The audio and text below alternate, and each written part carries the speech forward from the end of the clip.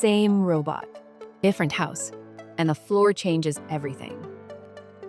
On modern hard floors, movement looks smooth, cleaning feels consistent, and the robot seems fast and efficient.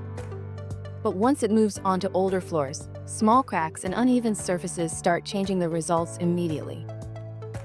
Here, it's already leaving dust behind. The suction didn't drop, but the surface makes dirt harder to lift, and wheels lose stability as the robot moves across imperfections. This is why some people think their vacuum got worse over time, when the real difference is the environment it's cleaning.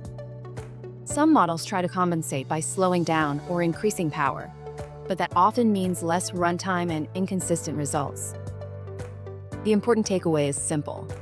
The same robot can feel powerful in one home and almost ineffective in another.